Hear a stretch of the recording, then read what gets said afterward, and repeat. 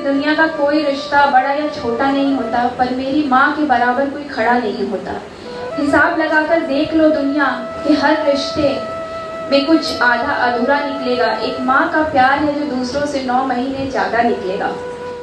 कि मेरी दूसरी माँ भी है, मेरी सासू माँ, जिन्होंने मुझे जब मैं पढ़ रही थी इतना सहयोग किया। दूसरी बेटी को उन्होंने ही संभाला। मुझे घर में टेंशन नहीं होती थी कि घर में मसाले है या नहीं, सब्जी है या, मेरी सासू माँ सारा संभाल लेती थी। और जब मैं एग्जाम देती थी तो मुझे थाली खुद बना कर लाती थी मेरी सासू माँ। एग्जाम आती थी तब तक चाय बनाकर मुझे देती थी। मैं उस सासू माँ को शत शत नमन करती हूँ और हमेशा कृतज्ञ रहूंगी उन दोनों माओं। सब मेरी माँ के दिए हुए हैं, कई पुराने।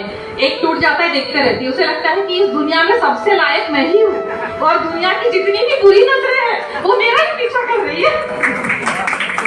बहुत विशेष स्थान है। केवल 3री कक्षा तक पढ़ी मेरी माँ अपनी चारों बेटियों के लिए हमेशा से एक बेहतर भविष्य का सपना देखती रही। 2 कमरे का हमारा छोटा सा घर, जिसमें बीच में मिट्टी तेल का एक दिया जलता था।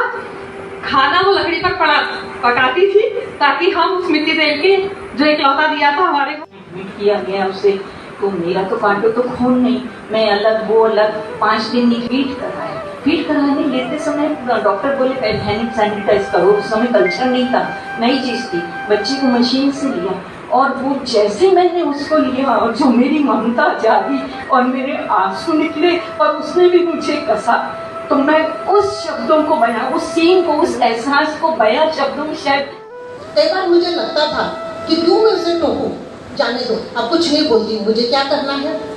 परंतु क्या करूं, माता दिल है ना, जन्म नहीं लिया तो क्या हुआ, यशोदा माँ तो बनी थी ना मेरी। बच्चा घर पर शैतानी करता है तो माँ मारती है, थप्पड़ मारने के बाद खुद ही रोती है।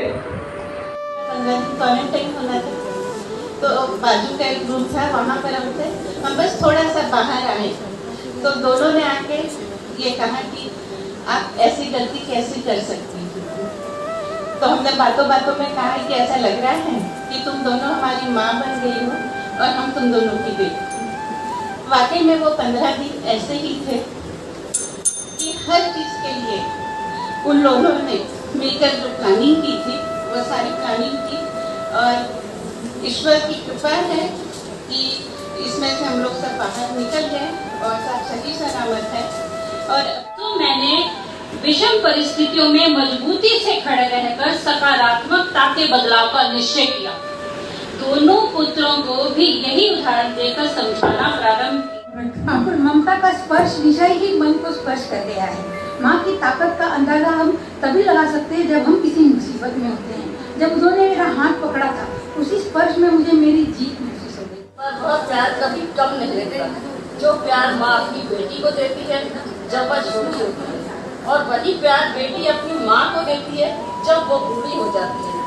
और उनके इस रिश्ते में वो अनोखा स्पर्श, त्याग, प्रेम और सेवा करने की भावना ही इस रिश्ते को परिपूर्ण होने का अद्भुत एहसास देती है।